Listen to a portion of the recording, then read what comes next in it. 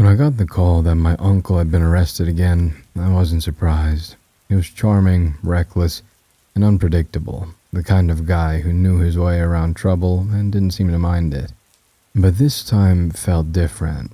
It wasn't just a few months, he was facing 10 years, a decade behind bars, for possession of over a pound of cocaine. They said it was hidden in the trunk of his car, packed away as casually as groceries. It stung. He promised us he was clean, that his wild years were behind him. Even at Thanksgiving, he'd go out of his way to remind us all that he was on the straight and narrow. We'd had our doubts. Old habits don't vanish overnight, after all. But a pound? None of us had seen that coming. My uncle swore up and down the drugs weren't his, said he was framed, that someone wanted him gone for good. But when we pressed him on it, he'd just clam up, muttering that spending a decade locked away was better than what they would do to him. After he was sentenced, my mom called, her voice tight, asking if I could go to his place and sort through his things. It was typical family duty, the kind of thing I couldn't turn down. I wasn't close with him, but family ties run deep enough to leave you feeling responsible, even when you know you shouldn't. So, with him locked away for the next 10 years, I volunteered to clear out his apartment, move his things to storage. I didn't know why I was so eager, but maybe I felt like it was the least I could do. His kitchen cupboards were filled with thrift store pots and pans, each one more scratched and mismatched than the last. I could see him at the stove, a cigarette dangling from his lips, stirring whatever random meal he'd thrown together in those beat-up pans. The living room was its own kind of graveyard. Ashtrays covered nearly every surface, filled with weeks' worth of cigarette butts, and the walls were a deep, sickly yellow from years of constant smoke. Even the light switches had turned the same shade, rusted over from the nasty habit that had stained every inch of the place. It was clear he hadn't cracked a window in years. I found myself running my fingers along the walls, almost wondering if the yellow residue would come off. It didn't. In one corner of the room was his pride and joy, a collection of Star Trek figurines and posters, lined up on a crooked shelf he'd likely hammered up himself. He'd been a fan for as long as I could remember, always rambling about episodes I'd never seen and characters I couldn't name. Dozens of plastic figures with blank, determined stares watched me pack up their home, my uncle's treasures boxed up and ready to be hidden away for who knew how long. It took a few days, but I finally got the majority of the place packed. 3 trips in my truck, hauling boxes and crates to the storage facility across town until the apartment was stripped bare. The only things left were the stained carpet, the nicotine-coated walls, and the broken blinds barely hanging in the windows. There was no way he was getting his security deposit back. The damage was practically baked into the place, but it didn't matter anymore. As I sorted through the last of the kitchen, my hand brushed against something tucked away in the shadows of the cabinet. I pulled it out and found myself holding a small leather-bound book. The cover was cracked and worn, the leather soft from age, with a faint smell of cigarette smoke clinging to it. The pages inside were yellowed, brittle, and marked with years of kitchen chaos, stains, smudges, and scribbled notes everywhere. The entries were scattered, written down in no particular order, almost as if whoever kept this book had jotted recipes down the moment they'd been created, without thought of organization. As I skimmed the pages, a feeling crept over me that this book might have belonged to my grandfather. He was the one who'd brought the family together year after year with his homemade dishes. Every holiday felt anchored by the meals he'd cooked, recipes no one had ever been able to quite replicate. This book could very well hold the secrets to those meals, a piece of him that had somehow made its way into my uncle's hands after my grandfather passed. And yet, I couldn't shake a strange sense of dread as I held it. The leather was cold against my hands, almost damp, and a chill worked its way through me as I turned its pages. It felt wrong, somehow, as if there was more in this book than family recipes. Curious about the book's origins, I brought it to my mom. She took one look at the looping handwriting on the yellowed pages and nodded, her face softening with recognition. "This was your grandfather's," she said, almost reverently, tracing her fingers along the ink. She hadn't seen it in years, and when I told her where I'd found it, a look of surprise flickered across her face. She had been searching for the book for ages and had never realized her brother had kept it all this time. As she flipped through the pages, nostalgia mingled with something else, maybe a touch of sadness or reverence. I could tell this book meant a lot to her, which only strengthened my resolve to preserve it. Could I hang on to it a little longer? I asked. I want to scan it, make a digital copy for myself so we don't lose any of his recipes. Mom agreed without hesitation, grateful that I was taking the time to safeguard something she hadn't known was still around. So I got to work. Over the next few weeks, in the gaps of my day-to-day life, I carefully scanned each page. I wasn't too focused on the content itself, more concerned with making sure each recipe was clear and legible, and didn't pay close attention to the strange ingredients and odd notes scattered throughout. My only goal was to make the text accessible, giving life to a digital copy that would be preserved indefinitely. Once I finished, I spent a few hours merging the scanned images, piecing them together to create a seamless digital version. When it was finally done, I returned the original to my mom, feeling a strange mix of relief and satisfaction. The family recipes were now safe, and I thought that was the end of it. But that sense of unease I'd felt in the kitchen, holding that worn leather cover, lingered longer than I expected. In the months that followed, I didn't think much about the recipe book. Scanning it had been a small side project, the kind I'd meant to follow up on by actually cooking a few of my grandfather's old dishes. But like so many side projects, I got wrapped up in other things and the book's contents drifted to the back of my mind, filed away and forgotten. Then Thanksgiving rolled around. I made my way to my parents' place expecting the usual turkey, stuffing, and the familiar spread that had become tradition. When I got there, though, I noticed something different right away. A large bird sat in the middle of the table, roasted to perfection, but something about it didn't look right. It was too small for a turkey, and its skin looked darker, almost rougher than the golden brown I was used to. "Nice chicken," I said, figuring they'd switch things up for a change. My mom just shook her head. It's not a chicken, She said quietly. it's a hen. I gave her a confused look. "What's the difference?" I asked, half laughing, expecting her to shrug it off with a quick explanation. Instead, she just stared at me, her eyes unfocused as if she were lost in thought. For a moment, her face seemed distant, almost blank, as though I'd asked a question she couldn't quite place. Then, suddenly, she blinked, her gaze snapping back to me. It's just what the recipe called for. She said, a strange edge to her voice. Something about it made the hair on my arms prickle, but I pushed the feeling aside, figuring she'd just been caught up in the cooking chaos. Yet, as I looked at the bird again, a small flicker of unease crept in, settling in the back of my mind like an itch I couldn't scratch. After dinner, I pulled my dad aside in the kitchen while my mom finished clearing the table. "What's the deal with Mom tonight?" I asked, keeping my voice low. He just shrugged, brushing it off with a wave of his hand. "You know how your mother is," he said with a small smile, as though her strange excitement was just one of those quirks. He didn't give it a second thought, already moving on. But I couldn't shake the weirdness. The whole meal had been off. The hen, unlike anything we'd had before, was coated in a sweet-smelling sauce that seemed to have a faint hint of walnut to it, almost making its pale, ashen hue. The bird lay on a bed of unfamiliar greens, probably some sort of garnish, alongside perfectly sliced parsnips and radishes that seemed too neatly arranged, like it was all meant to look a certain way. The whole thing was far too elaborate for my mom's usual Thanksgiving style. When she finally sat, she led us in saying grace, her voice soft and reverent. As she began cutting into the hen, a strange glint of excitement lit up her face, one I wasn't used to seeing. She served it up, watching each of us intently as we took our first bites. I wasn't sure what I expected, but as I brought a piece to my mouth, I could tell right away this wasn't the usual Thanksgiving fare. The meat was tough, almost stringy, and didn't pull apart easily. A far cry from the tender turkey or even chicken I was used to.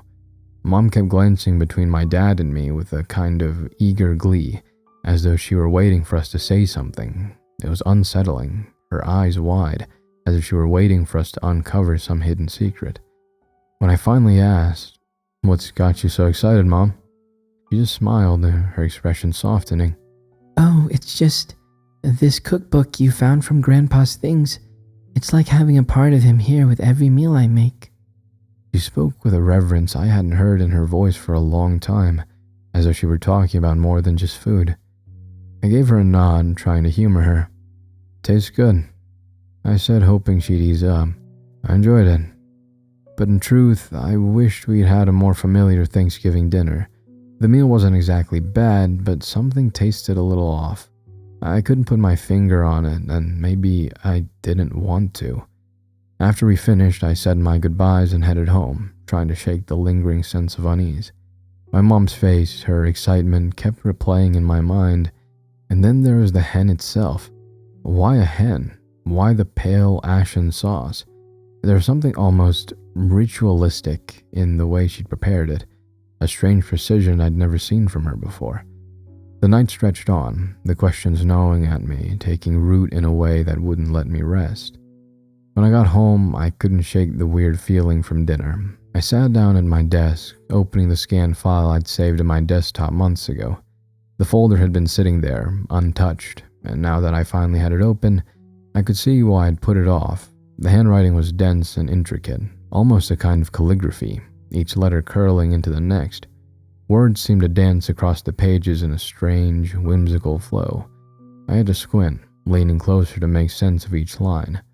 As I scrolled through the recipes, a chill ran down my spine. They had unsettling names that kind of felt more like old spells than recipes. Mother's Last Supper porridge, binding broth of bone and leaf, Elder's ember bread, hollow heart soup with morning onion. I wasn't sure if it was my imagination, but I could almost feel a heaviness creeping into the room, the words themselves holding an eerie energy. Then I found it. The recipe for the dish my mother had made tonight, Ancestor's Offering. The recipe was titled in that same swirling calligraphy, and I felt a knot tighten in my stomach as I read the description. It was for a maple braised hen with black walnut and root puree. Though it didn't sound like any recipe I'd ever seen, the instructions were worded strangely, written in a style that made it feel centuries old. Each ingredient was listed with specific purpose and detail, as though it held some secret power. My eyes skimmed down to the meat. It specified a hen, not just any chicken. The body must be that of a mother, it read. I felt a shiver go through me, remembering the strange way my mom had insisted on using a hen, correcting me when I'd casually referred to it as a chicken. The instructions continued, noting that the hen had to be served on a bed of lamb's lettuce, a type of honeysuckle according to a quick Google search. And then, as I read further, a chill seeped into my bones. The recipe stated it must be served, quote, just before the end of twilight as dusk yields to night, end quote. I thought back to dinner and the way we'd all sat down just as the last of the sun's light faded beyond the horizon. But the final instruction was the worst part, and as I read it, my stomach twisted in revulsion. The recipe called for something it referred to as ancestor's salt. The note at the bottom explained that this, quote, salt, end quote, was a sprinkle of the ashes of, quote, those who have returned to the earth, end quote, with a warning to use it sparingly as, quote, each grain remembers the one who offered it, end quote. I sat back, cold sweat breaking out across my skin as I recalled the pale, ashen sauce coating the hen, the faint, sweet scent it gave off. My mind raced, piecing together what it implied. Had my mom actually used ashes in the meal? Had she used my grandfather's ashes? I tried to shake it off to tell myself it was just some old folklore nonsense, but the image of her smiling face as she served us that meal, the gleam in her eyes, crept back into my mind. I felt my stomach churn, bile rising in my throat as the horrifying thought sank deeper. A few days later, the gnawing unease had become impossible to ignore. I told myself I was probably just overreacting, that the weird details in the recipe were nothing more than some strange family tradition I didn't understand. Still, I couldn't shake the dread that crept up every time I remembered that meal. So, I decided to call my mom. I planned it out, careful to come off as casual. The last thing I wanted was for her to think I was accusing her of something as insane as putting ashes in our food. I asked about my dad, about her gardening, anything to warm her up a bit. Then I thanked her for the Thanksgiving dinner, even going so far as to say it was the best we'd had in years. When I finally brought up the recipe book, her voice brightened instantly. "Oh, thank you for finding it again." She said, sounding genuinely pleased. "I had no idea he'd cataloged so many wonderful recipes. I knew your grandfather's cooking was special, but to have all these dishes recorded like his own little legacy, it's been such a joy." I chuckled, trying to keep my tone light. "I actually looked up that dish you made us, Ancestors' Offering. Thought maybe I'd give it a try myself sometime." "Oh, really?" she replied, sounding intrigued. "Yeah, I thought it was a little strange the recipe specifically calls for a hen and not just a regular chicken, since they're so much tougher. And the part that says it should be the body of a mother." I let the words hang, hoping she'd jump in with some explanation that would make it all seem less sinister. For a moment, there was just silence on her end, and quietly, she said, "Well, that's just how your grandfather wrote it, I suppose." Her voice was different now, lower, as if she was carefully choosing her words. My heart thumped in my chest, and I decided to press a little further. "I also noticed it calls for something called Ancestors' Salt," I said, feigning confusion, pretending I hadn't read the footnote that explicitly described it. "What's that supposed to be?" The silence was even longer this time, stretching out until it became a ringing hum in my ears. When she finally spoke, her voice was barely a whisper.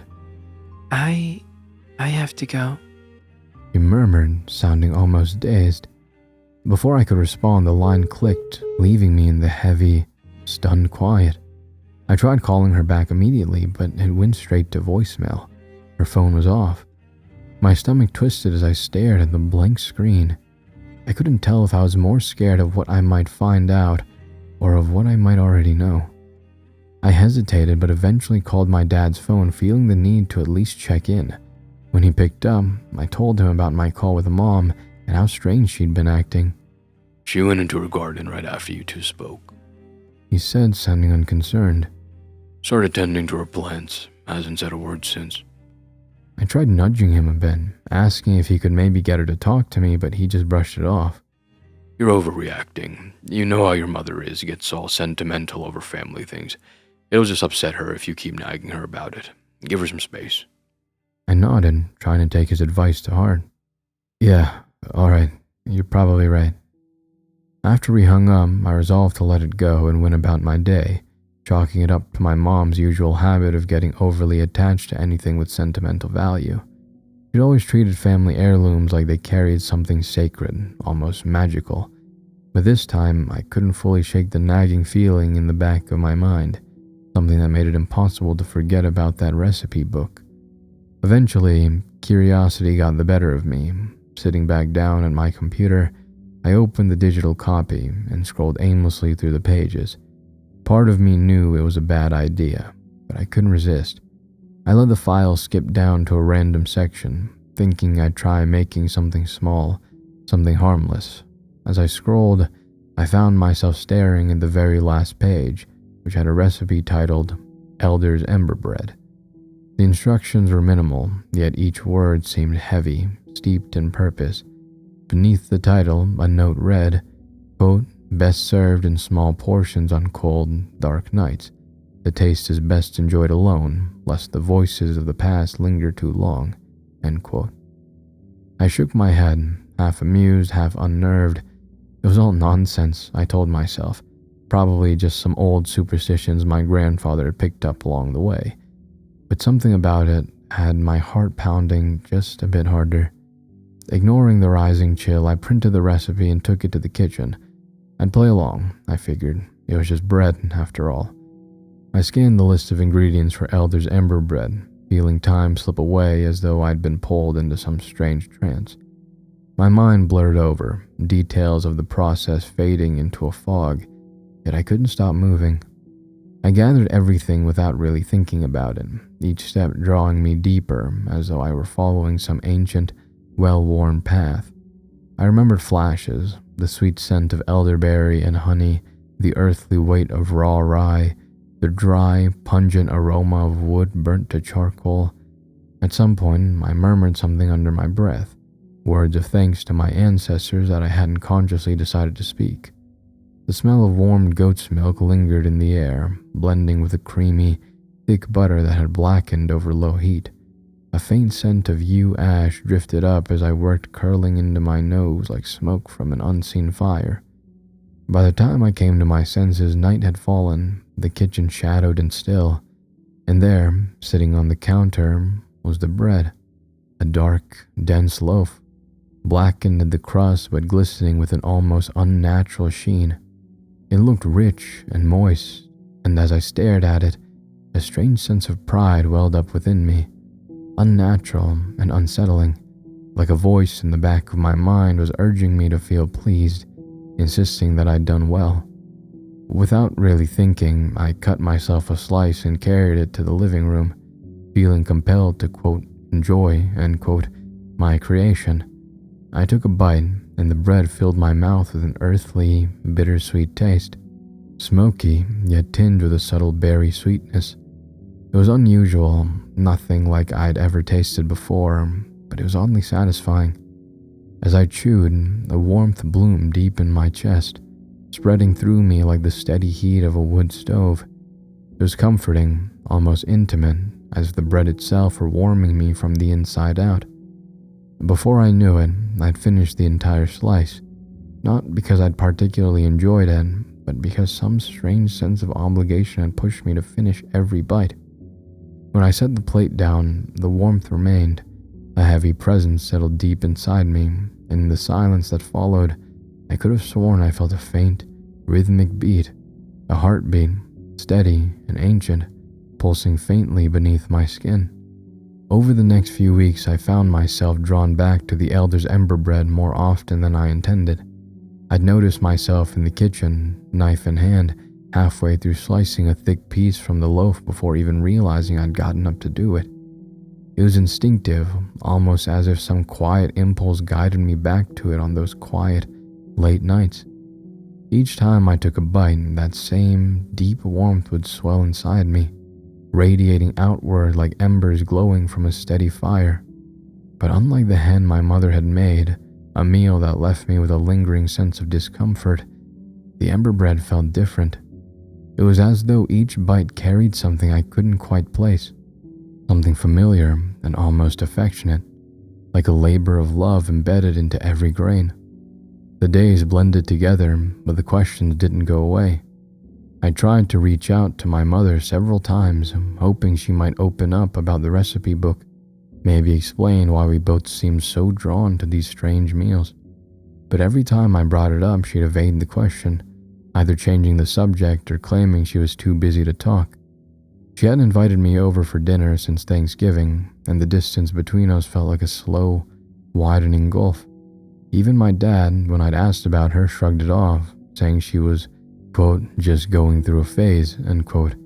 But the coldness in her responses, her repeated avoidance of the book, only made me more certain that there was something she wasn't telling me. Still, I kept returning to the ember bread, feeling its subtle pull each time the sun set, as though I were being guided by something unseen. And each time I took a bite, it felt less like a meal and more like communion, a quiet bond that was growing stronger with every piece I consumed. After weeks of unanswered questions, I drifted to reach out to my uncle at the prison. I was allowed to leave a message, so I kept it short. Told him it was his nephew, wished him well, and let him know I left him $100 in commissary.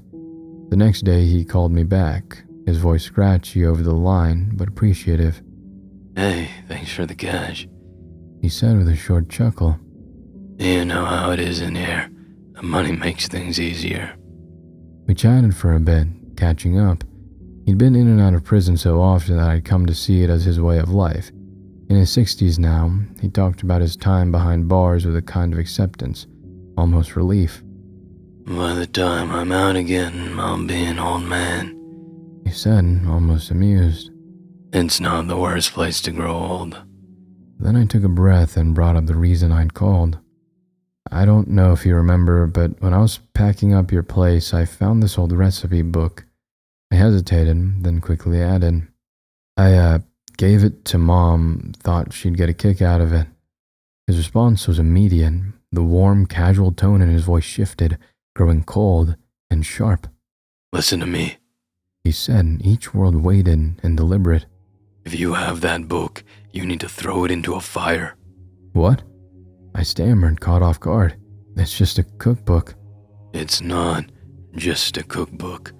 He replied, his voice low, almost trembling. That book, it brings out horrible things in people. He paused as though considering how much to say. My father, your grandfather, he was into some dark stuff you don't just find in the back of an old family recipe. And that book, He took a breath. that book wasn't his. It belonged to his mother, your great-grandmother, passed down to him before he even knew what it was. My mother used to say those recipes were meant for desperate times. The gravity of his words settled into me, and I felt the weight of it all suddenly make sense. They were used to survive the hard times. He continued, voice quiet. You've heard about what people did during the Great Depression, how desperate families were.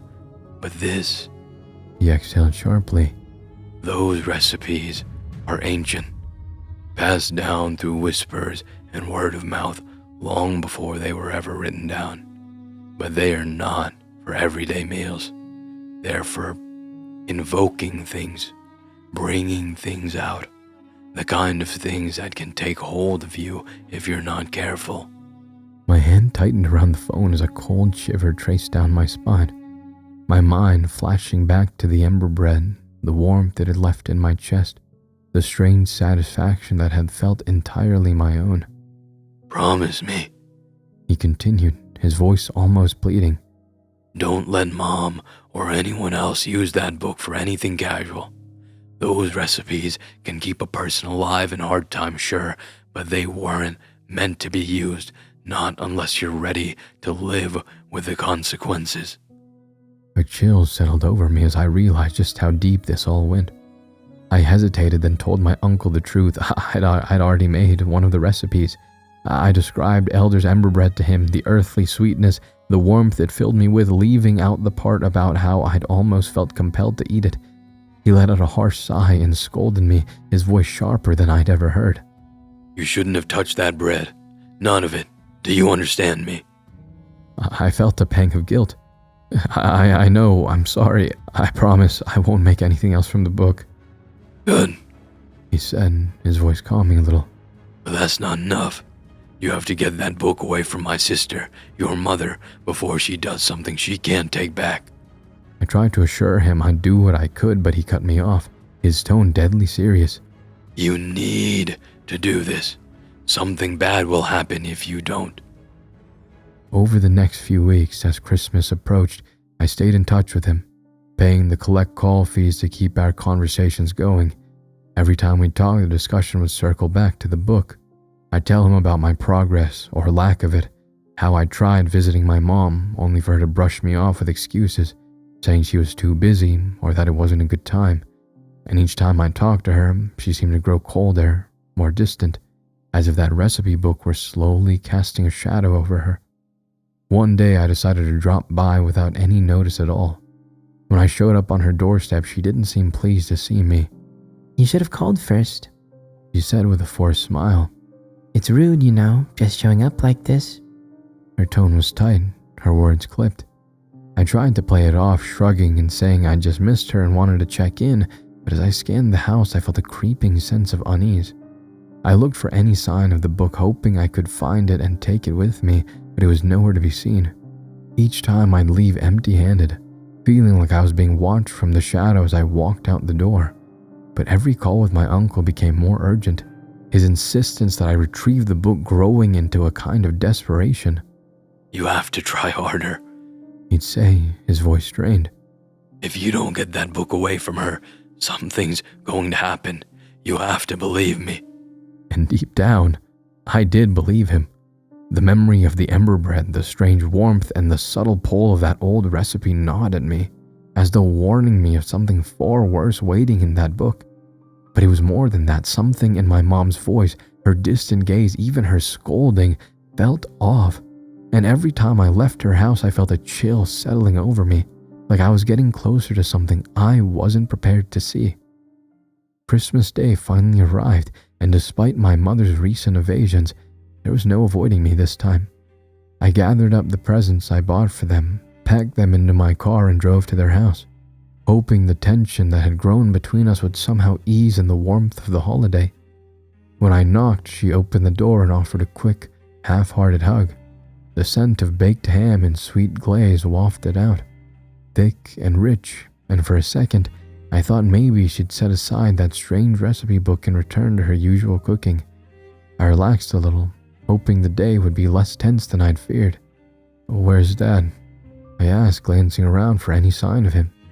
Oh, he's in the garage, She said, waving it off. got a new gadget he's fussing over. You know him. She gestured toward the dining room. Her plates and holiday decorations were already set up. Why don't you sit down? Lunch is almost ready. I took off my coat, glancing back at her. She was already turned away, busying herself with the last touches on the table, and I couldn't help but feel a pang of discomfort. Her movements were stiff, almost mechanical, and I could sense the familiar warmth in her was missing. It was like she was there, but somehow absent. Not wanting to disobey my mother on Christmas, I placed my gifts with the others under the tree and took my seat at the dining table. The plate in front of me was polished and waiting, a silver fork and knife perfectly aligned on either side, but the emptiness of it left an unsettling pit in my stomach. "Should I go get Dad?" I called out, glancing back toward the hallway that led to the garage. He'd usually be the first to greet me, especially on a holiday. The silence for him was off-putting. He'll come when he's ready. My mother replied, her voice carrying from the kitchen. He had a big breakfast, so he can join us later. Let's go ahead and start. Something about her response didn't sit right. It wasn't like my dad to skip a Christmas meal, not for any reason. A small, insistent thought tugged at me. Maybe it was the book again, casting shadows over everything in my mind, but I couldn't shake the feeling that something was wrong. "I'll just go say hello to him," I said, rising from the table. Before I'd even taken a step, she entered the dining room carrying a large ham on an ornate silver platter. The meat was dark and glossy, almost blackened, the glaze thick and rich, coating every crisscross cut she'd made in the skin. The bone jutted out starkly from the center, pale against the charred flesh. Sit down. She said, her voice oddly stern, a hint of irritation slipping through her usual holiday warmth. This is a special meal. We should enjoy it together. I stopped, glancing from her to the closed door of the garage, the words "special meal" repeating in my head, setting off warning bells. Still, I stood my ground, my stomach churning. "I just want to see Dad, that's all. I haven't even said hello." Her face tensed, her grip tightening around the platter as her voice rose. Sit down and enjoy lunch with me. The words hung in the air, heavy and unyielding, like a command I was supposed to follow without question. But I couldn't shake the feeling that something terrible was lying just beneath the surface of her insistence. "No," I snapped, my voice echoing through the dining room. "I've had enough of this, Mom. You've been obsessed with that damn recipe book and I'm done with it." My heart pounded as I looked at her, my words hanging thick in the silence. But I didn't back down. "I'm going to the garage to get Dad. We're putting an end to this now." Her face contorted, desperation spilling from her eyes. Please, just sit down. She pleaded, her voice cracking as she looked at the untouched plate in front of me. Let's have this meal together. It's important. I took a step toward the garage, determined to get my dad out here, to make him see how far she'd gone. That book had wormed its way too deep into her mind. She shrieked and threw herself in front of the door, arms outstretched as if to block my path. Her face was flushed, her voice frantic. Don't go in there. Please, just sit down. Enjoy the meal. Savor it. She begged, her hands trembling as she reached out, practically pleading. There was a desperation in her voice that sounded like fear, not just of me, but of what lay beyond that door. "Mom, you're acting crazy. We need to talk and I need to see Dad." I tried to push past her, but she held her ground, her body a thin, shaky barrier. Please. She whispered, voice thin and desperate. You don't understand. Don't disturb him. Dad! I called out, raising my voice over her pleas. Silence answered at first, followed by a muffled sound. A low, guttural moan, thick and unnatural, rising from the other side of the door. I froze, my blood turning cold as the sound slipped into a horrible, wet gurgle. My mother's face went white, her eyes wide with terror as she realized I heard him. I felt a surge of adrenaline take over, and before she could react, I shoved her aside and yanked open the door. The sight that met me would be seared into my memory forever. I stepped into the garage and froze, my stomach lurching in the scene before me. My dad lay sprawled across his workbench, his face pale and slick with sweat. His right leg was tied tightly with a belt just above the thigh, a makeshift tourniquet attempting to staunch the flow of blood. A pillowcase was wrapped around the raw, exposed flesh where his leg had been crudely severed, and blood pooled on the concrete floor beneath him, glistening in the cold, fluorescent light. He lifted his head weakly, his eyes glassy and unfocused. His mouth moved, trying to form words, a barely audible rasp escaping as he struggled to speak. Help me. I didn't waste a second. I pulled out my phone and dialed 911, my fingers shaking so badly it was hard to hit the right buttons. My mother's shrill screams erupted from behind me as she lunged into the garage, her hands clawing at the air, pleading. Stop, please, just sit down, just have lunch with me. She wailed, her voice high-pitched and frantic. Her face was twisted in desperation, tears streaming down her cheeks, but I didn't listen. I couldn't. I backed up, keeping a wide berth between her and my dad, and relayed the horror I was seeing to the dispatcher. It's my dad. He's lost his leg. He's barely conscious. I stammered, voice cracking. Please, you need to hurry. The dispatcher assured me that help was on the way, asking me to stay on the line, but my mother's desperate cries filled the garage, creating a haunting echo. She clutched at her head, her fingers digging into her scalp as she repeated, Please, just come back to the table. Just eat. You have to eat.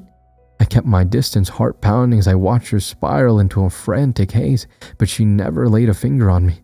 She only circled back to the door, wailing and begging in a chilling frenzy that made my blood run cold. The police arrived within minutes, their lights flashing against the house, and rushed into the garage to assess the situation. My mother resisted, screaming and flailing as they restrained her, her pleas becoming incoherent sobs as they led her away. I could barely breathe as I watched them take her, her voice a haunting wail that echoed down the driveway, begging me to come back and join her at the table.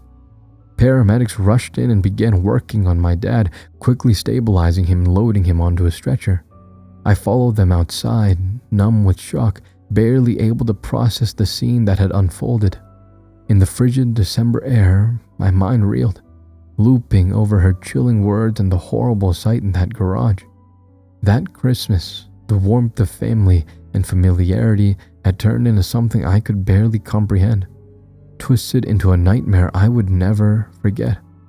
I stayed by my father's side every day at the hospital, watching over him as he slowly regained strength. On good days, when the painkillers were working and his mind was clear, he told me everything he could remember about the last month with my mother. She'd been making strange, elaborate meals every single night since Thanksgiving, insisting he try each one. At first, he thought it was just a new holiday tradition, a way to honor Grandpa's recipes. But as the dishes grew more unusual, more disturbing, he realized something was deeply wrong. She had started mumbling to herself while she cooked, almost like she was speaking to someone who wasn't there. Eventually, he'd stopped eating at the house altogether, sneaking out for meals at nearby diners, finding any excuse he could to avoid her food. He even admitted that on Christmas morning, when he tried to leave, she had drugged his coffee. Everything went hazy after that, and the next thing he remembered was waking up to pain and the horror of what she'd done to his leg. We discussed the recipe book in hushed tones, both coming to the same terrible conclusion. The book had changed her. My father was hesitant to believe anything so sinister at first, but the memories of her frantic insistence, the look in her eyes, made him certain. Somehow, in some dark, twisted way, the book had drawn her into its thrall. By New Year's Eve, he was discharged from the hospital. I promised him I'd stay with him as he recovered, my own guilt over the role I'd unwittingly played gnawing at me. He accepted, his eyes carrying the quiet pain of someone forever altered. My mother, meanwhile, was undergoing evaluation in a psychiatric hospital. Since that Christmas, I hadn't seen her. I gotten updates from the doctors. They said she was calm, coherent, but that her words remained disturbing. She admitted to doing what she did to my father, repeating over and over, quote, "We need to do what we must to survive the darkest days of the year," end quote. Her voice would drop to a whisper, a distant look in her eyes, as though the phrase were a sacred mantra. On New Year's Eve, as the minutes ticked toward midnight, my father and I went out to his backyard fire pit. I carried the recipe book, feeling its familiar weight in my hands one last time. Without a word, I tossed it into the fire, watching as the flames curled around the old leather, devouring the yellowed pages. It crackled and twisted in the heat, the recipes that had plagued us dissolving into ash. My father's hand on my shoulder was the only anchor I had as the smoke rose, dissipating into the cold night air.